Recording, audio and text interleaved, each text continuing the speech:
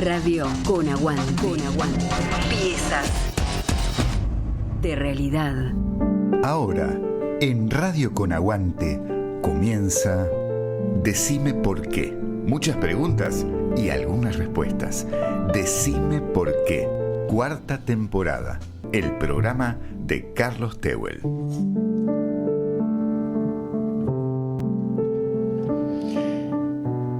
Hay algo que hacemos casi sin darnos cuenta. Dividir el mundo entre aquellos a los que sentimos próximos y a aquellos que sentimos como extraños. El extraño es alguien diferente, que piensa distinto, que vive de otra manera, que tiene otra apariencia, otras costumbres. Pero en determinadas circunstancias, esa diferencia deja de ser simplemente una diferencia y se transforma en una amenaza. Y entonces aparece una pregunta inquietante. ¿Por qué ese otro despierta en nosotros miedo, rechazo, incluso odio? Quizá por eso, en una sociedad que atraviesa momentos de incertidumbre, puede necesitar construir enemigos, ponerle un rostro, un cuerpo a aquello que nos angustia. Y aquí aparece una relación inesperada. ¿Qué tiene que ver esto con Lovecraft, uno de los grandes escritores del horror y de lo extraño?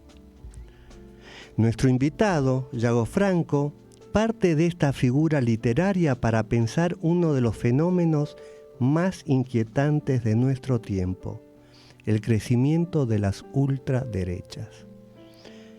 Pero su pensamiento no es solamente político. Según entiendo, nuestro invitado se pregunta por nosotros mismos. ¿Qué subjetividad hace posible el surgimiento de estos movimientos? ¿Qué lugar ocupan el miedo, el odio, la incertidumbre y el deseo de encontrar un enemigo? Tal vez podemos pensar que el extraño no es solamente el que está afuera. Freud se ocupó de esta cuestión hace más de un siglo. Nos mostró que aquello que sentimos como extraño no siempre viene de afuera. Lo extraño puede tocar algo profundo propio, algo que no reconocemos y que justamente por eso nos inquieta. Freud plantea en uno de sus ensayos que el niño proyecta en el afuera lo que no le gusta a lo que denominó el yo de placer purificado.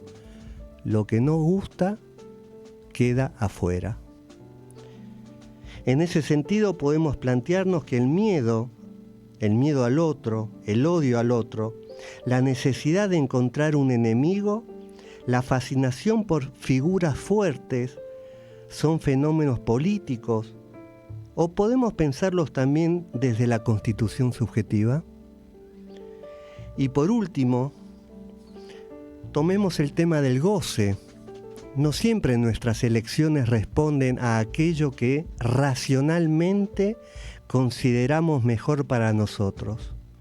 Hay algo que insiste, que atrae, que puede incluso llevarnos hacia lugares que nos perjudica.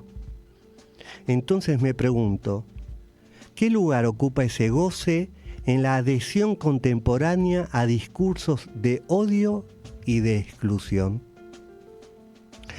Para conversar sobre estas cuestiones tenemos hoy a nuestro invitado que ya está con nosotros, Yago Franco. Soy Carlos Tehuel y les doy la bienvenida a Decime por qué. Estás escuchando Decime por qué, lo más alejado de una fake news que podés encontrar en la radio. Decime por qué, 4ª temporada, el programa de Carlos Tehuel.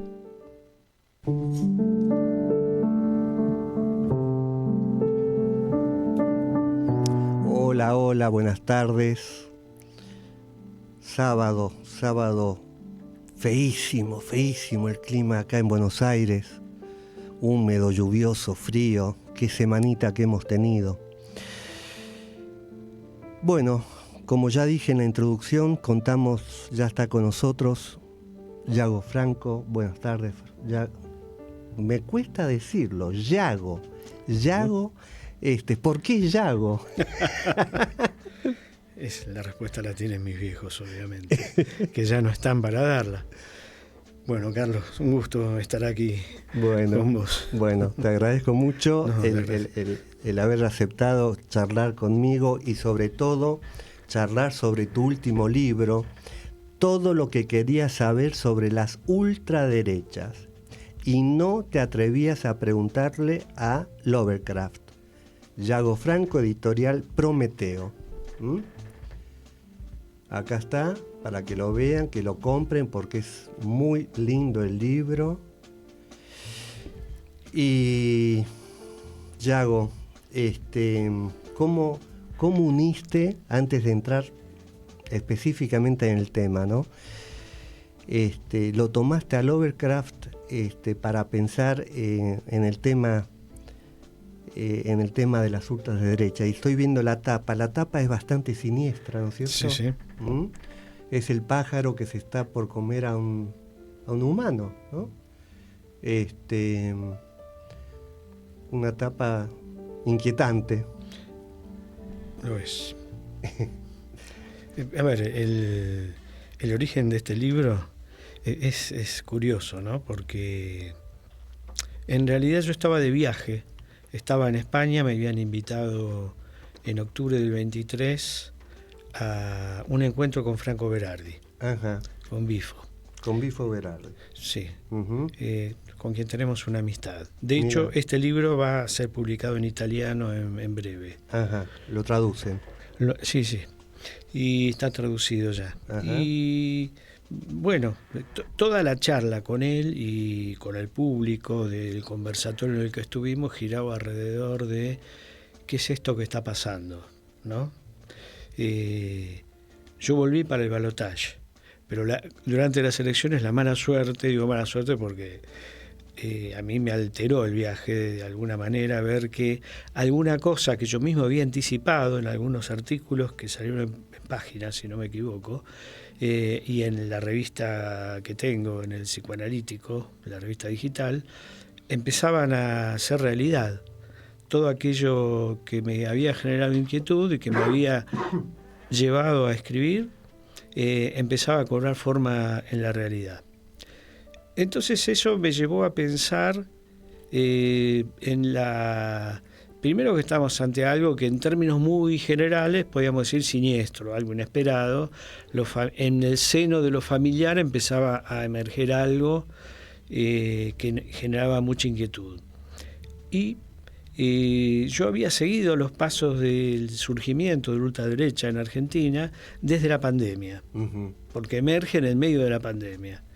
La otra vez alguien me decía, che, qué poco que se habla de la pandemia, no se habló más de la pandemia, uh-huh, como si no hubiera sucedido. Yo publico un libro sobre la pandemia, pero supongo que hoy es seguramente una lectura que intenta no tocarse, porque es como si hablar de la pandemia fuera contagioso, uh-huh, valga la cuestión, ¿no? Entonces, cuando volví esto fue Murcia, ahí hablamos algo de las ultraderechas. El público español estaba muy inquieto, porque ellos tienen ahí a Vox, ¿no? Uh-huh. Decían, a ver qué. Y ahí empezó a surgir el tema. Yo planteaba esto que vos también describiste en tus palabras de inicio, pensar qué subjetividad es necesaria para que surja un régimen como este, y al mismo tiempo cómo se gestó esa subjetividad, de dónde vino. Entonces ahí empecé a conectarme con la obra de Lovecraft, que la conozco desde muy joven.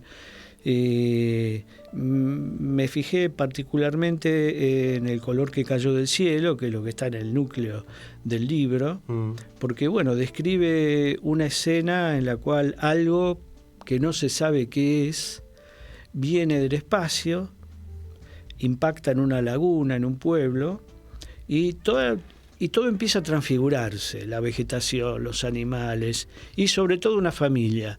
Pero la vida en el pueblo continúa como si nada. Y son como los locos del pueblo, esa familia que empieza a sufrir estragos. Pero me parece impresionante lo que contás, porque eso es lo que está pasando, pero resulta que Lovecraft lo escribe creo que en 1890, por ahí, ¿no? ¿Al cuento? Lovecraft es un personaje muy interesante. Por empezar, fue alguien muy interesado en el psicoanálisis, cosa que poco sabía. Bueno, yo no lo sabía. Bueno, le interesó mucho la obra de Freud, pero le produjo rechazo la cuestión de la sexualidad en Freud. Entonces fue hacia Jung. Que era contemporáneo de Freud. Sí. Entonces fue hacia Jung. Ajá.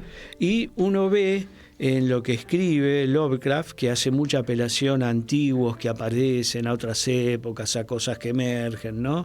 Todo el tema que en Jung aparece como arquetipos, como la sombra, etcétera, etcétera. De hecho, lo debe haber sacado de allí, hay un cuento de Lovecraft que se llama La sombra fuera del espacio, ¿no? Uh-huh. Es un personaje interesante porque comienza siendo socialista, Lovecraft. Después se hace nazi, prácticamente. Wow. Pero porque le atraía el programa del nacionalsocialismo que poca gente conoce. Todos nos hemos quedado con todo lo que pasa de Hitler en adelante. Sí. Pero es nacionalsocialismo, socialismo nacional. Después Hitler hace otra cosa, el pueblo se encolumna detrás de lo que hace Hitler. Sí. Porque, bueno, en un pueblo muy golpeado, en un pueblo que estaba... Venía de perder la Primera Guerra. Venía de perder la Primera Guerra y de pagar carísima esa derrota. Claro. Entonces ahí Lovecraft toma distancia. Cuando ve lo que hace Hitler, dice, no, esto no es lo que yo quería. Pero era un supremacista blanco, Lovecraft, ¿sí? Él pensaba en un socialismo, pero muy especial. Bueno... esto no se trasunta tanto en su obra, en la cual, bueno, todos dicen, bueno, no hay mujeres, son todos hombres, ¿no? Y transcurre siempre en pueblos estadounidenses, en Nueva Inglaterra. Pero a mí siempre, como te decía, de joven me llamó la atención esto de cómo puede pasar algo que lo trastoca todo. Uh-huh. Por eso siempre me interesó mucho la ciencia ficción, ¿no? Los mundos distópicos, desde muy chico. Bueno, esto parece casi... De hecho, al principio, cuando asume este gobierno, se decía, esto parece una distopía. Sí. Esto no puede ser. Sí. ¿No? ¿En qué mundo entramos? ¿No? Qué cosa extraña. Qué cosa extraña. Y bueno, Lovecraft es el maestro de lo extraño. Exacto. Y luego hay otro autor... muy interesante, y yo creo que es para este momento, que es Mark Fisher. Uh-huh. Bueno, pero es actual. O sea, Fisher sí, muere en el 2017, claro, muere joven, claro. Pero él toma la obra de Lovecraft. Uh-huh. Y ahí trabaja la cuestión de lo extraño, uh-huh, y las manifestaciones de lo extraño, como lo raro y lo espeluznante. Uh-huh. Esto no está del todo desarrollado en este libro, va a estar desarrollado en otro que estoy trabajando en este momento. Era economista Mark Fisher, ¿no? Mark Fisher en realidad era un crítico cultural, le interesaba la economía desde el marxismo, porque era marxista. ¿Y qué pasa con Fisher? Él tenía un socio, digamos, de pensamiento, que era Nick Land. Uh-huh. Nick Land sigue siendo, porque es un hombre joven, uno de los que inspiran a Peter Thiel, el que está ahora aquí en Argentina, este empresario, del tecnoempresario. Que compró la casa ahí en Palermo. Exactamente, que tiene un proyecto en la Patagonia y búnkers. Sí, bueno, sí. Entonces, Peter Thiel es un personaje muy interesante, pero toma mucho de Nick Land y de lo que ahora se llama algo que también genera Nick Land, que es la inteligencia oscura. Uh-huh. ¿No?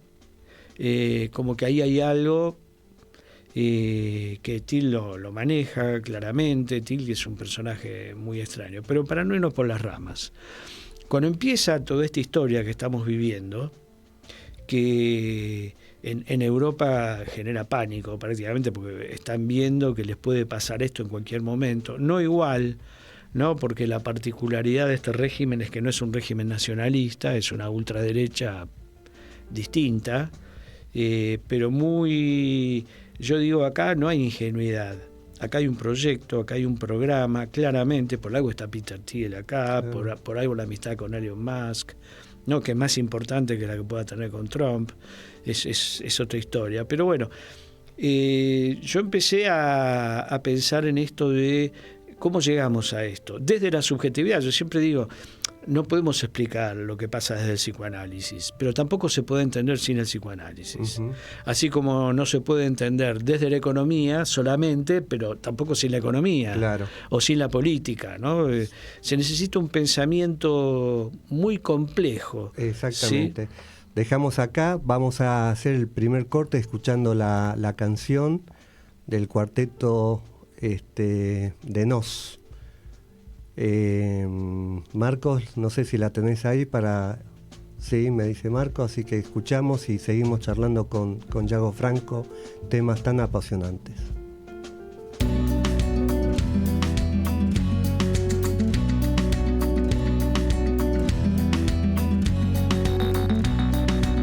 Ya tuve que ir obligado a misa, ya toqué en el piano para Elisa, ya aprendí a falsear mi sonrisa, ya caminé por la cornisa, ya cambié de lugar mi cama, ya hice comedia, ya hice drama, fui concreto y me fui por las ramas, ya me hice el bueno y tuve mala fama, ya fui ético y fui errático, ya fui escéptico y fui fanático, ya fui abúlico y fui metódico, ya fui púdico, fui caótico, ya leí a Arthur Conan Doyle, ya me pasé de nafta a gasoil, ya leí a Breton y a Molière, ya dormí en colchón y en somier, ya me cambié el pelo de color, ya estuve en contra y estuve a favor, lo que me daba placer ahora me da dolor, ya estuve al otro lado del mostrador, y oigo una voz que dice sin razón, vos siempre cambiando ya, no cambias más, y yo estoy cada vez más igual,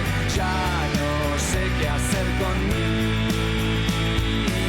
Ya me ahogué en un vaso de agua, ya planté café en Nicaragua, ya me fui a probar suerte a USA, ya jugué a la ruleta rusa, ya creí en los marcianos, ya fui ovolacto vegetariano sano, fui quieto y fui gitano, ya estuve tranquilo, estuve hasta las manos, hice el curso de mitología, pero de mí los dioses se reían, orfebrería, la salve raspando y ritmología, aquí la estoy aplicando, ya probé, ya fumé, ya tomé, ya dejé, ya firmé, ya viajé, ya pegué, ya sufrí, ya eludí, ya huí, ya subí, ya me fui, ya volví, ya fingí, ya mentí, y entre tantas falsedades muchas de mis mentiras ya son verdades, hice fácil adversidades y me compliqué las nimiedades, y oigo una voz que dice con razón, vos siempre cambiando ya, no cambias más, y yo estoy cada vez más igual,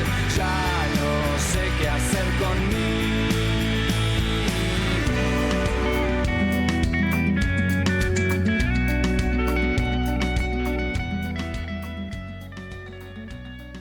El análisis es transitar por las cuerdas flojas que la persona que nos viene a ver, la persona que se pone en manos nuestras, nos ofrece. Entrevista en Decime por qué. La resolución de un conflicto no implica necesariamente la desaparición del rencor. Siempre hay algo que falta, ¿no? Y que pone en evidencia la injusticia. Eso es lo que habla el mito. Decime por qué, 4ª temporada. El programa de Carlos Tehuel.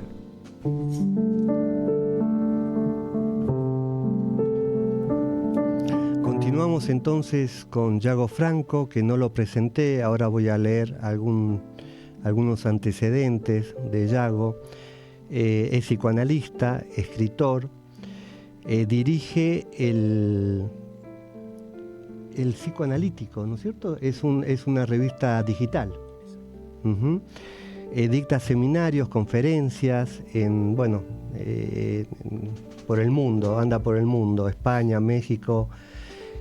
Publica en Página 12, en fin, publica en Brasil y también ha escrito varios libros. entre ellos psicoanálisis ácido, transfiguraciones, psicoanálisis de la pandemia, más allá del malestar en la cultura, Magma, porque es muy conocedor de la obra de Castoriadis, Yago, así que también tenemos mucho para hablar con Yago.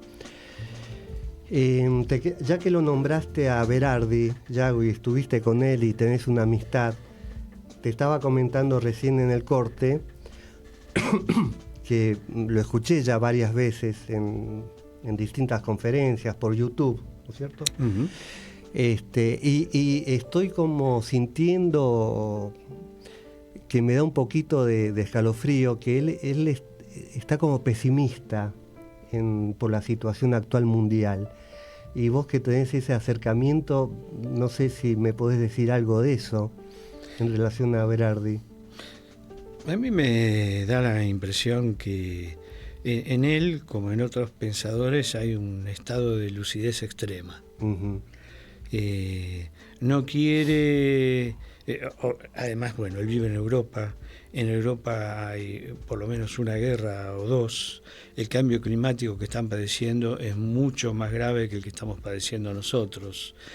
Tienen el riesgo atómico ahí, ¿no? Hay países donde se ha distribuido pastilla de yodo, por empezar.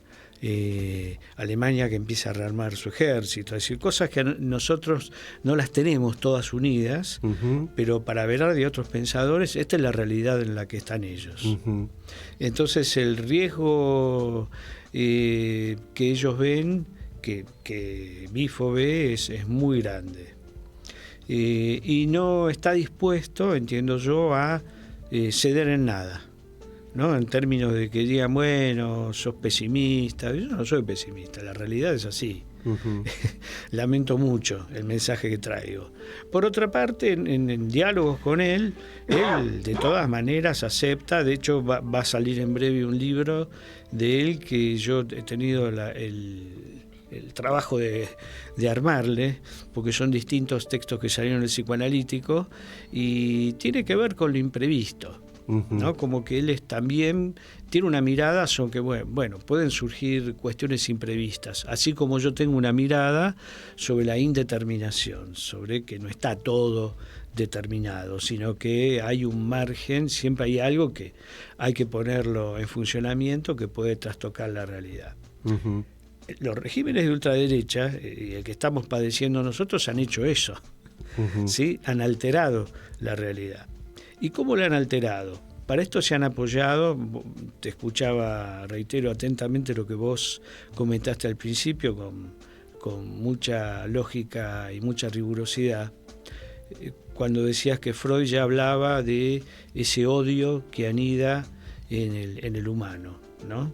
Es más, Lacan va a decir, cuando estudia la psicosis paranoica, va a hablar del cacón, ¿no? Va a decir que hay algo que el sujeto necesita expulsar de sí mismo porque le resulta insoportable. Exactamente. Piero la nieva por el mismo lado, ¿no? Y está todo ese pensamiento, porque toda gente muy, muy lúcida.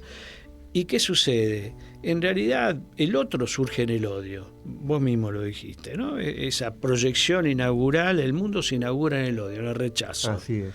Que creo que es anterior al amor. Es anterior al amor, pero no es sin el amor. Pero el amor del otro sería, sí, ¿no? Sí. El amor del otro permite que ese odio se pueda exteriorizar. Ahora, luego es tarea de la sociedad darle destino a ese odio. Y nosotros vemos distintos destinos del odio.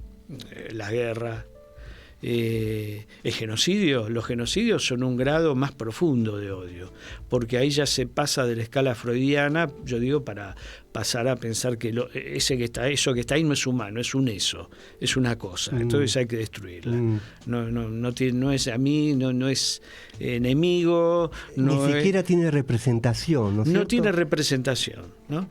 Entonces, bueno, las sociedades algo tienen que hacer con esto. Yo a veces digo, bueno, es medio milagroso que la humanidad permanezca todavía, ¿no? Porque las atrocidades surcan la historia, de principio hasta ahora. Así es. ¿No? Y bueno, recién acabamos de ver la película La Odisea, ¿no es cierto? Es decir, justamente, ¿no? Esa cosa de lo que decía Ulises, ¿no? La culpa que tenía de haber asesinado a tanta gente, de haber violado a tantas mujeres en Troya. Sí. Así que esto es tan viejo como la humanidad. Está escrito hace 2000 y pico de años, Así hace 5000 años, no sé cuánto hace que sucedió eso. Exacto. Pero bueno, los regímenes de ultraderechas utilizan eso. ¿De dónde aparece tanto odio en la vida social?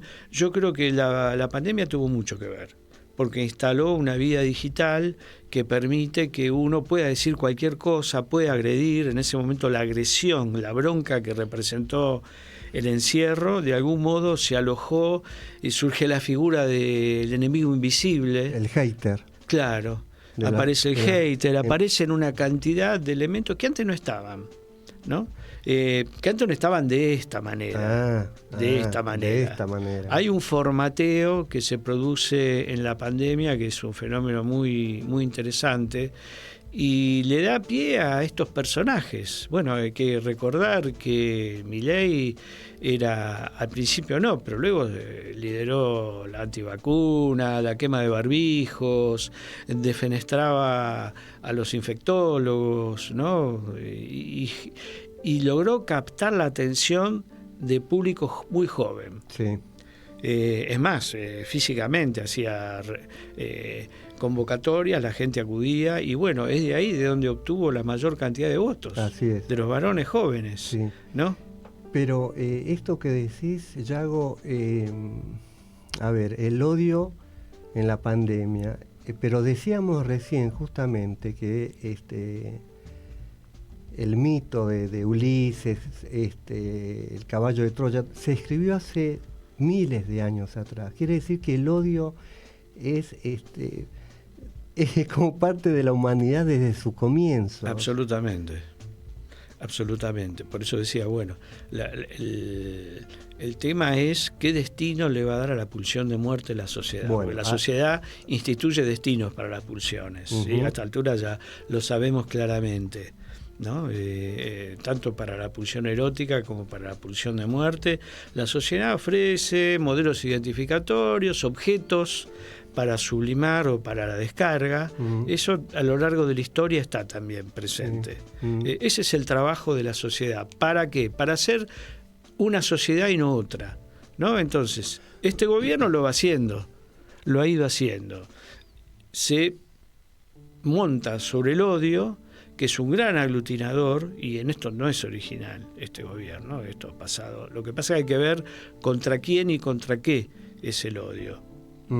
Pero bueno, está muy claro que en el origen, ¿no? Es algo expulsado de uno mismo que se va a proyectar luego, ¿no? En una afuera, que va a ser vivido como atemorizante, como riesgoso, que va a ser odiado. Así ¿no? Así es. Mira, Yago, ya llegó una pregunta de un oyente. Tenemos la suerte que el programa es en directo, así que hay gente que lo escucha. Buenísimo. Entonces, Liliana Larrea dice así: buenas tardes, súper interesante el tema. Por eso pregunto al invitado si la llegada de algo totalmente de algo imprevisto que genera profunda incertidumbre puede llegar a cambiar algo que ya está establecido. Y con esto me refiero a los principios básicos del hombre, que son los pilares de la sociedad. No sé si tenés algo para contestarle a Liliana. Sí, voy a intentarlo por lo menos. A ver, por eso yo trabajo alrededor de Lovecraft y trato de ver algunos ejemplos en la historia de algo que ha emergido y que ha alterado lo que nosotros llamamos mundo simbólico, ¿no? Ese mundo que nos permite orientarnos en la realidad puede sufrir trastocamientos. puede ser por catástrofes naturales o catástrofes generadas por el hombre. Sí. Aquí lo que pasa, lo que vemos es emerger desde la sociedad misma un movimiento inesperado, aunque algunos pudiéramos advertir, pero bueno, todos nos vimos sorprendidos. Y ha cambiado muchas categorías, ¿no? Ha cambiado muchas cosas en la realidad, lo cual no es poco. Hablábamos hace un ratito del suicidio adolescente como una real epidemia que hay en este momento. Exactamente. ¿No? Como la epidemia del autismo, por ejemplo. Como también. la epidemia del autismo. Entonces, yo creo que tienen causas diversas, pero en un punto, ¿no? Nos hablan de que algo no se está constituyendo adecuadamente en el psiquismo. Claro. En los adolescentes lo que no se puede constituir es un proyecto identificatorio. Bueno, como lo habla Piera Olanier, justamente. Como lo habla Piera, ¿no? ¿Por qué? Porque la sociedad, cuando el adolescente, el joven, establece su contrato narcisista, es a cambio de algo. No, bueno, abandona el mundo infantil, el mundo adolescente, ¿para qué? Para ir hacia un otro mundo en el cual algo tienen que encontrar, Claro. ¿no? Para que su registro pulsional, identificatorio, tenga un rumbo. Bueno, hoy eso no existe. Así es. Una salida es el suicidio, entre comillas, ¿no? Pero bueno, si no hay para dónde ir. Y esto, además, es algo que está atravesando a todas las clases sociales prácticamente. Cada clase tiene su forma, ¿no? Pero bueno, es un mundo en el cual no se ve el devenir. Ahí hablamos en un momento de Mark Fisher. Mark Fisher toma un texto de Berardi y lo desarrolla como parte de su aparato teórico de pensamiento, que es la lenta cancelación del futuro. Esto Fisher y Berardi lo trabajan en relación, bueno, sobre todo Fisher, a lo que él llama realismo capitalista. Es decir, la idea, la convicción de que no hay otro mundo posible. Claro. Bueno, hacemos un pequeño corte y seguimos charlando luego con Yago Franco de estos temas tan difíciles y complejos. Comienzo de espacio publicitario. Cuidamos lo que más te importa. Por eso, en CIEDOM trabajamos para lograr la excelencia en la atención del adulto mayor. Servicios de enfermería a domicilio con planes para cada necesidad. Enfermería, kinesiología y podología, con personal idóneo y calificado. Comunicate al 11 6736 8071. CIEDOM, cuidamos lo que más te importa. Historias y canciones del tercer planeta. 10 años en la radio y en tus oídos. Lo que empezó en la radio hoy toma forma del libro Decime por qué, palabras que dejan huella, con lo mejor de las entrevistas de este programa de radio. Voces, experiencias y reflexiones que invitan a mirar más profundo. Decime por qué, palabras que dejan huella, un libro de Héctor Yudchak. Conseguilo en Paidós, Avenida Las Heras 3741, local 31. Publicó Ricardo Vergara Ediciones. Fin de espacio publicitario. Estás escuchando Decime por qué, la curiosidad hecha radio. Decime por qué, 4ª temporada. El programa de Carlos Tehuel. Seguimos conversando con Yago Franco sobre su libro Todo lo que querías saber sobre las ultraderechas y no te atrevías a preguntarle a Lovecraft. Con la tapa esta un poco siniestra, el pájaro comiéndose a un humano. Me hace acordar a la película de Hitchcock, de los pájaros. Bueno, antes de continuar con Yago, quiero agradecerle a Cintia Ceruzzi, que me ha traído este libro, La ñata contra el vidrio. Así que gracias Cintia, lo voy a leer y el sábado que viene lo comento, te mando algún mensajito. Otra cosa es las personas que quieran comunicarse con Yago, con el programa, es al 156-458-2105. 156-458-2105, así como lo escribió Liliana Larrea, que le mandó este comentario a Yago. Bien, Yago, quería preguntarte porque hay algo, cuando vos decís las ultraderechas, pero resulta, no sé, a ver qué te parece a vos, que este odio ya se dio también en el siglo XX. Es decir, por ejemplo, por supuesto sacando a Hitler, ¿no es cierto? Pero después también se dio con el estalinismo en la Unión Soviética. Uh-huh. Es decir, entonces yo no sé si es característico solamente de la ultraderecha o de regímenes totalitarios extremos que también usan el poder, ¿no es cierto? Bueno, sabemos lo que pasó con Stalin. No sé cómo lo pensás. No, es muy interesante esto que decís, porque tanto el nazismo como el estalinismo tuvieron como un motor muy importante a los medios de comunicación de la época, tanto como en Estados Unidos. Hay un fenómeno interesante. Yo algo de esto menciono en el libro. Un sobrino de Freud, inventa el término propaganda. Al mismo tiempo es el que introduce, es un sobrino de apellido Bernet. Es el sobrino de Marta, de la mujer de Freud. Exactamente, es sobrino político de Freud. Exacto.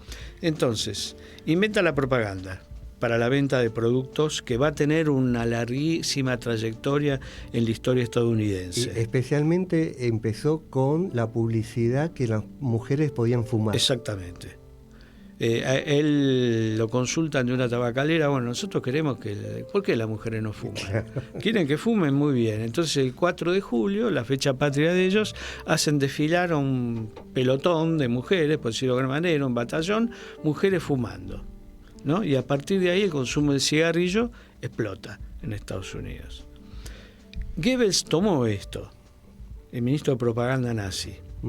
Y Stalin, evidentemente, algo también de otra manera, por algo vos hablás de totalitarismo, hubo un totalitarismo soviético también en Alemania nazi. Claro. ¿Y ahora qué es lo que hay? Porque el totalitarismo, ¿qué implica?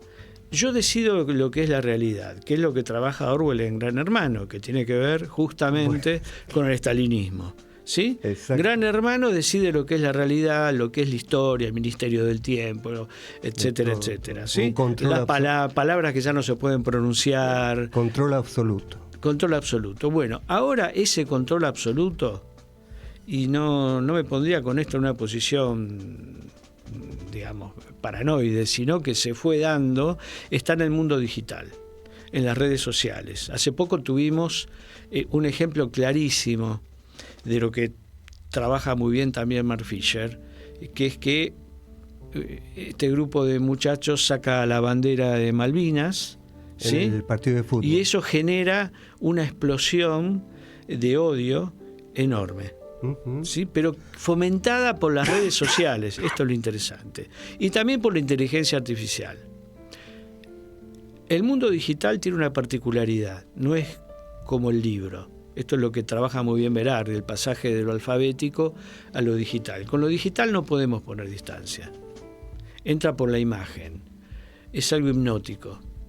Es algo que favorece mucho la pérdida de pensamiento crítico. Ese es el totalitarismo que de alguna manera estamos viviendo. Si yo me pongo más agudo, diría, bueno, hay algoritmos que manejan todo esto y esos algoritmos están programados por personas que tienen intereses. Elon Musk es uno de ellos, ¿no? Por eso que la cuestión de la inteligencia artificial en este momento merece suma atención, no para descartarla ni descalificarla, pero sí para decir, bueno, esto en manos de quién está. ¿No? Es como si, no sé, el fuego estuviera en manos de pocas personas y ellos decidieran cómo utilizamos el fuego. No, No se trata de eso. Tiene que haber algo que permita que las grandes comunidades tengan acceso a saber, bueno, qué se está haciendo ahí y qué otro modo de programar hay. De hecho, en China hay una inteligencia artificial distinta a la que conocemos nosotros, que tiene otras finalidades.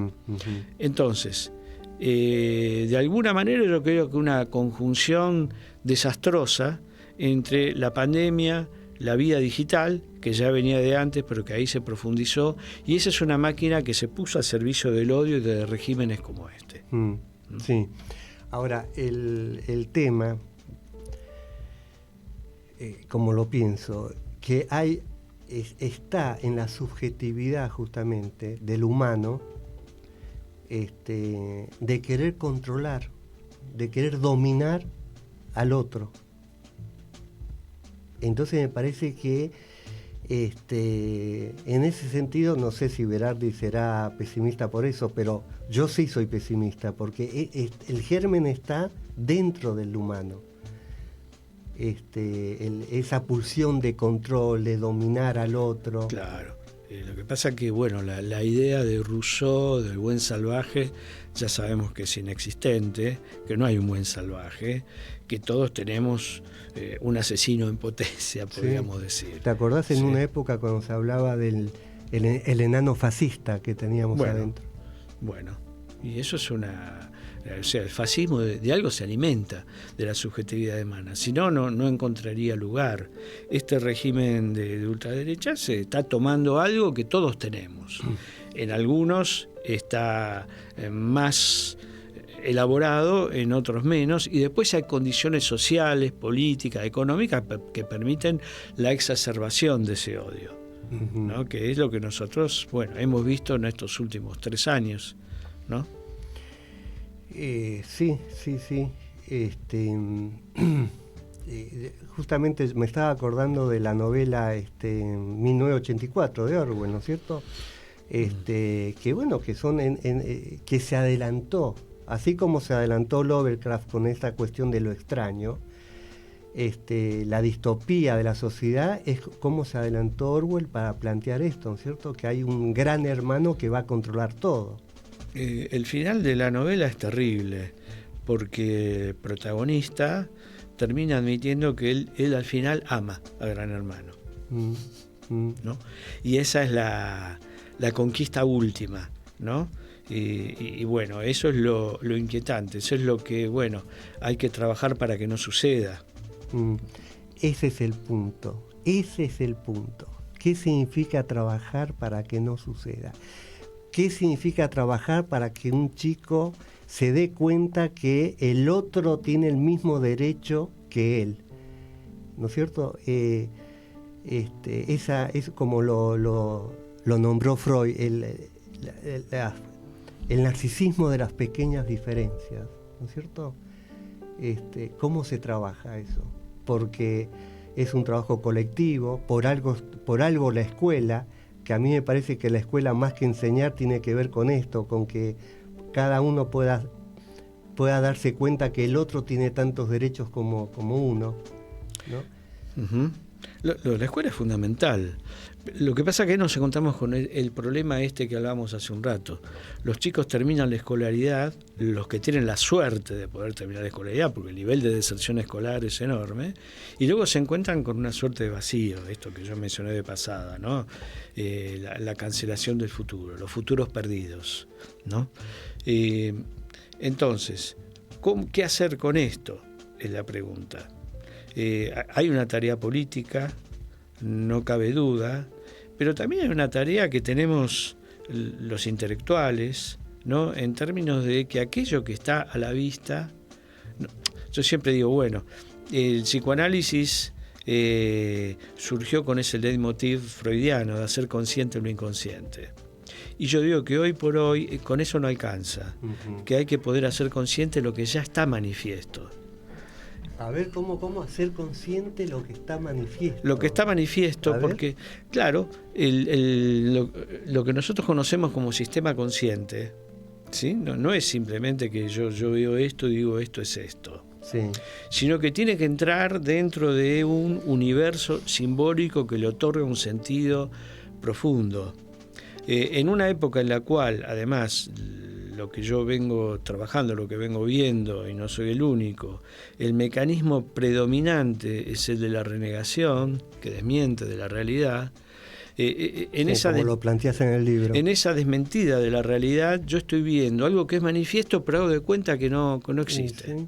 Está, pero no está.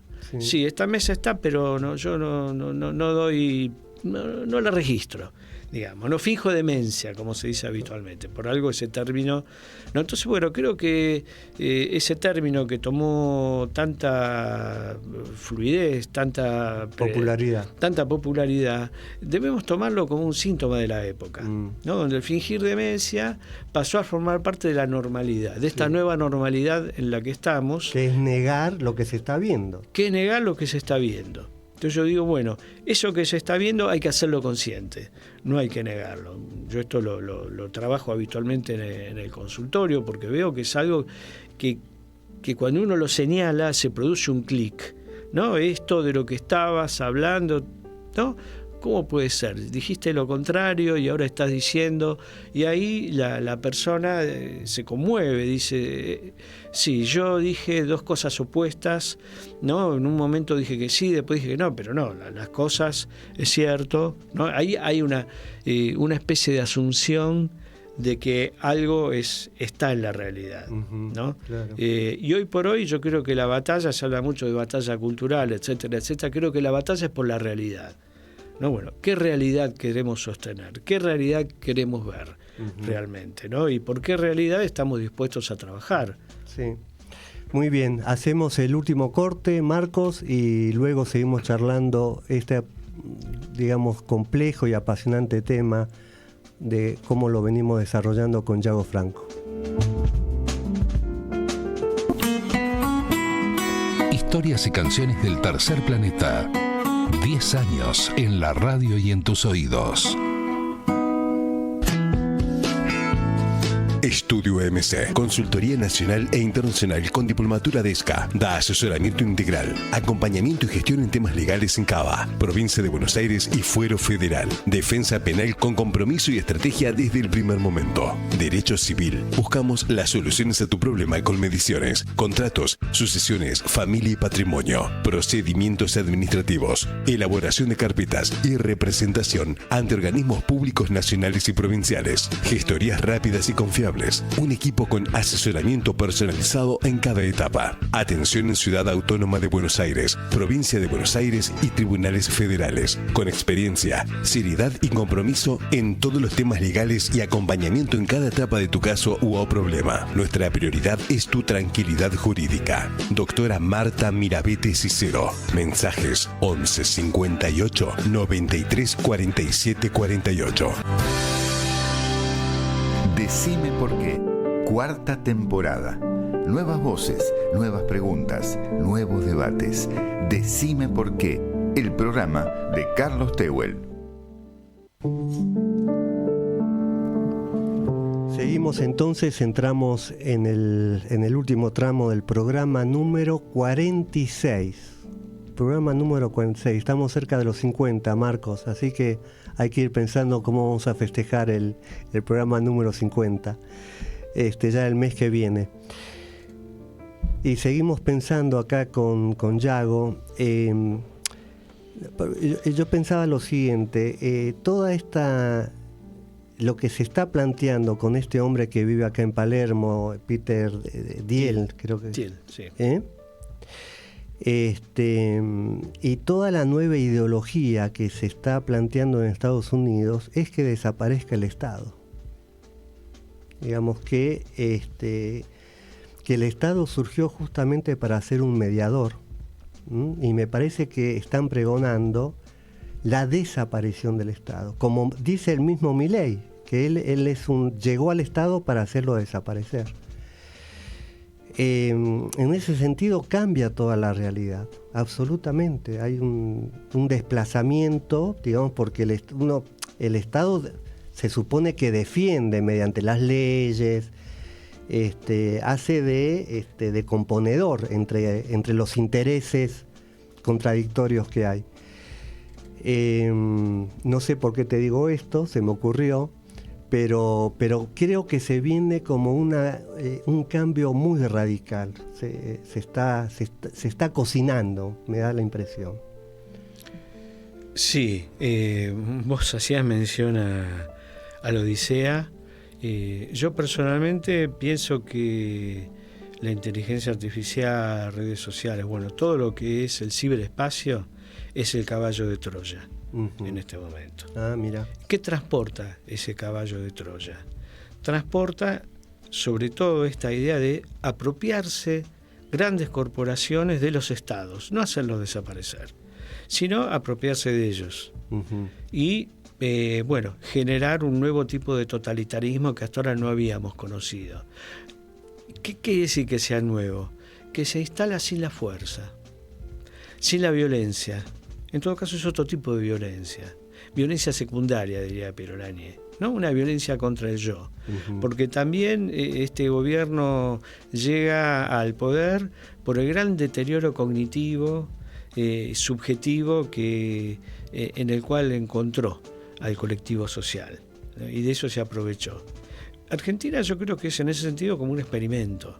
Por eso digo, ojo, que está Peter Thiel acá, no está cualquiera acá, que es un trasnochado, alguien que no sabe lo que hace. No es así. Ahora, la gran pregunta, bueno, ¿qué nos va a pasar? ¿Qué vamos a hacer con esto? Fue Mark Fisher el que habló, por un lado, de realismo capitalista, ¿no? La idea de que este es el único y el último modo de vida posible. Una idea que instituyó el neoliberalismo de la mano de Margaret Thatcher y de Ronald Reagan, allá por acá del 80. ¿No? Ahora, ¿qué hacemos con eso? Bueno, ahí está la idea de Fisher, una idea, yo diría, muy feliz, de cómo hubo una época entre los años 60 y 70, donde lo que circuló es la idea de que había un mundo que podía ser libre. Y esto cobró distintas formas en el mundo. En Argentina fue exterminado ese proyecto, y en otros países de América Latina de una u otra manera, con el Plan Cóndor. Es decir, uno ve cosas concretas que pasaron. Lo que Fisher dice es que hay que exorcizar el fantasma del mundo que quería ser libre. Hay que traerlo a la luz, a la vida. No para volver a hacer lo mismo, pero como que ahí hay un germen. El germen de pensamiento crítico, de pensar en una sociedad organizada de una manera muy diferente a esta, y además de combatir contra el poder, porque si no hay combate contra el poder, no olvidemos que Fisher era marxista, no un marxista diríamos de libro, sino alguien que militaba, que estaba, que generaba, que producía. Y de algún modo Berardi es como acompaña este movimiento. Lo que pasa es que Berardi lo que dice es que hoy hay que instituir nuevas formas de sociabilidad. No hay que esperar que cambie el mundo. Tenemos que experimentar todo el tiempo lo amoroso, el buen trato, la colaboración, ¿sí? Lo que le llamó siempre la atención a Castoriadis. Él decía, yo veo muy mal Europa, pero ustedes en América tienen algo, sobre todo en América del Sur, que nosotros no tenemos, que es solidaridad. Y eso puede cambiar mucho las cosas. Por eso llegó a ver el movimiento zapatista. Castoriadis a él le impactó favorablemente. Fue de las pocas cosas que él decía, bueno, él que hablaba del avance de la insignificancia, ¿no? Y un mundo ya sin rumbo. De hecho hay un libro de él que es una sociedad sin rumbo, una sociedad a la deriva. Pensaba que eso podría darnos una orientación. Entonces yo creo que es como cuando nosotros trabajamos en la clínica, ¿no? Puede venir alguien que esté en muy malas condiciones, pero nosotros sabemos que ahí hay algo, hay un germen de algo, ¿no? Que lo va a transformar de una u otra manera. Y nosotros colaboramos para que eso pase. No decimos, bueno, esto es un desastre, no se puede hacer nada. Estamos ahí. escuchamos, cuando podemos decir algo lo decimos, a veces metemos la pata, a veces decimos algo interesante, ¿no? Y los sujetos cambian. Bueno, hay que pensar que la sociedad también, en la sociedad y la historia, hay que retomar lo que fue, además, esa feliz conjunción que hubo en la década del 60 y del 70 entre la contracultura y los movimientos de izquierda, los movimientos de liberación, de emancipación. Eso hoy está latente, sí. No es que no está más. Sí. Lo que pasa es que está como oculto, ¿no? Como intenta ser, bueno, como un sujeto cuando se defiende neuróticamente de lo que le pasa. ¿Uno qué hace? Bueno, trabaja para que las represiones o la desmentida, ¿no?, se vayan levantando y el sujeto pueda acceder a su propia verdad, a esa otra historia que está presente en él, a esas otras posibilidades que tiene. Sí. Ahora, el final trágico que tuvo Mark Fisher, justamente, ¿no habla de como de un pesimismo entonces frente a toda esta cultura? Fisher no era pesimista. Uh-huh. No. Tenía una melancolía, un cuadro melancólico que no pudo resolver nunca. Él tiene un libro que se llama Los fantasmas de mi vida, donde él habla de que él se sentía un bueno para nada, un inútil, un tipo tan brillante que se sentía un inútil. Pero sin embargo es un gran inspirador de movimientos y de corrientes de pensamiento. No, para él el mundo se podía transformar, había que transformarlo. Uh-huh, uh-huh. No, él no decía, no hay nada que hacer, esto está terminado. Él, cuando habla de realismo capitalista, habla justamente porque quiere poner sobre la mesa algo que para nosotros se hizo casi, o para mucha gente se hizo prácticamente natural. Esto de que es normal vivir así. Es normal pasarla mal, vivir... Claro. ¿No? Trabajar 15 horas por día. Trabajar 15 horas por día, si queda un mango, consumir. Bueno, entonces, él cuestionó esta idea. Bueno, vos fíjate que lo que se dice de Estados Unidos, que muchísima gente, digamos, latinos, que van allá para vivir mejor, que no les importa trabajar 14, 15 horas por día. Es decir, que creo que tiene que ver con esto que estás diciendo vos, de negar la realidad en la cual está viviendo. Sí, una negación, convengamos en que viene ayudada por una pauperización generalizada y prácticamente por la cancelación del pensamiento crítico, ¿no? Y con la inmensa mayoría de la población que está sumida en la supervivencia. Absolutamente. Cuando estamos en modo supervivencia y no hay pensamiento crítico posible. Yo tengo que ver qué como, cómo hago, cómo pago, cómo sobrevivo, literalmente. Claro, que esa es la vida cotidiana de allá, porque uno... de clase media intelectual mira a Nueva York o específicamente a Manhattan, que es el público que consume a Woody Allen. Exacto. Pero salís un poquito de ahí y no saben si tienen un nivel intelectual tan bajo, tan increíblemente, que no saben dónde, de qué mundo, en qué mundo están. Nosotros en el psicoanálisis yo creo que tenemos, entre otros, un problema importante, que se descuidó el lugar del yo. Y resulta que el yo no es solamente algo imaginario, ¿no?, como cierto lacanismo pregonó, sino que es el lugar donde se producen las simbolizaciones, es el aprendiz de historiador, como decía Piero Lanier, y es el lugar donde está lo cognitivo. Hay que volver a leer el proyecto y ver el lugar que esto ocupa, sin memoria, sin atención. Vivimos en una época con un déficit de atención prácticamente generalizado, que lo digital lo profundizó, sin juicio de realidad, no hay sujeto. Este es el problema. Y fue muy descuidado en el psicoanálisis, ¿no? Era como mala palabra decir yo.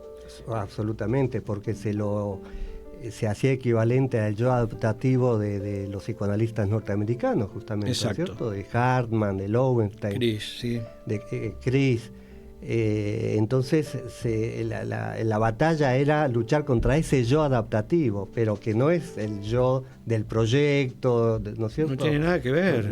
Ese yo que Freud trabaja también en la neurosis de guerra, que es algo que nos sirve mucho para analizar lo que pasa hoy, ¿no? Cuando el yo está sometido a un traumatismo, yo digo una forma de vida traumática, sí, la capacidad de ligadura que tiene decae notablemente. Claro, por supuesto. Bueno, vamos a escuchar, Marcos, la última canción y vamos a dar el cierre del programa. La canción hermosa que canta León Gieco, El fantasma de Canterville.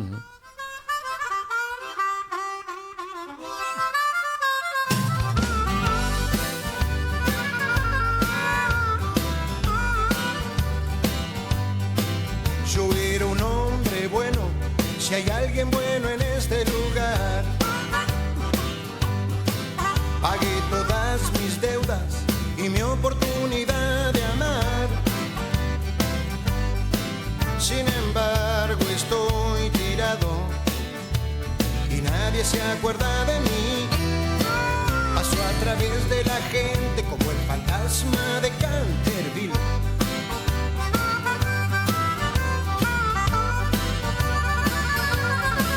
Me han ofendido mucho y nadie dio una explicación. Ay, si pudiera matarlos, lo haría sin ningún temor. Pero siempre fui un tonto que creyó en la legalidad. Ahora que estoy afuera, ya sé lo que es la libertad.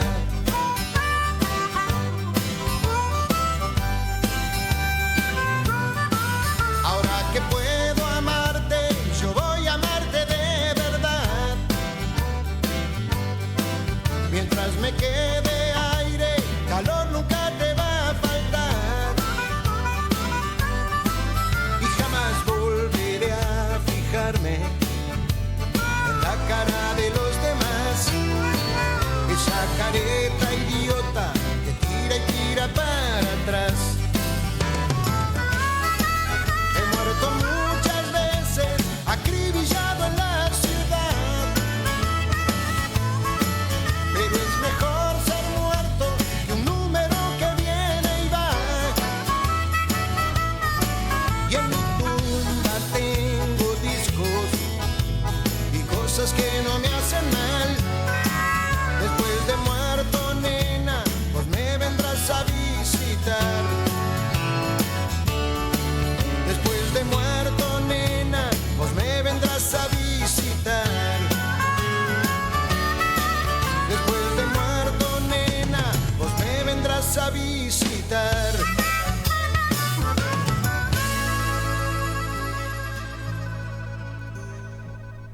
Bueno, hemos escuchado a León Gieco con El fantasma de Canterville y decíamos recién los espectros, los zombies que esta sociedad va acumulando, ¿no? Va acumulando, el trabajar 15, 16 horas por día se convierte una persona en un zombie, ¿no? Donde no puede pensar, simplemente está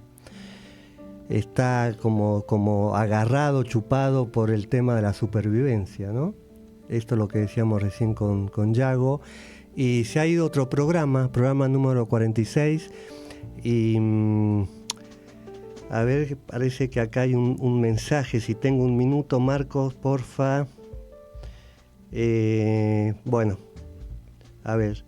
Sí, hay un...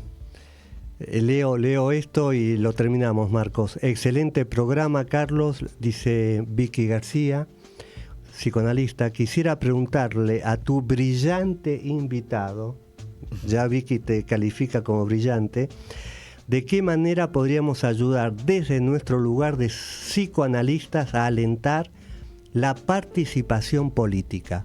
En un minuto, si Yago puede contestar, ya estamos en el final del programa. ¿Tenés algo para decir, Yago? Es una pregunta muy difícil. Lo que sí sabemos es que la participación política, y esto lo vimos en diciembre del 2001, favoreció la salud mental. La participación en el colectivo social hace que todos estemos un poco mejor. ¿Sí? La ruptura de los lazos sociales, que es una de las cuestiones que estamos padeciendo en esa fragmentación social, es algo que debemos combatir Y bueno, esto, ¿no? Estar colectivamente trabajando. Como que la salida no es individual, es colectiva. Como aparecer en Eternauta, nadie se salva solo. Exactamente. Bueno, qué lujo de programa, qué lujazo. Muchas gracias, Yago, por estar acá. Yo te agradezco a vos, Carlos. Bueno, por favor, un lujazo que nos dimos este sábado y llegamos al final. Así que nos vemos el próximo sábado con otro invitado en Decime Por Qué. Buena semana. Decime Por Qué, 4ª temporada. La historia continúa con más voces que dejan huella. Decime Por Qué, el programa de Carlos Tehuel. Radio con aguante. Piezas de realidad.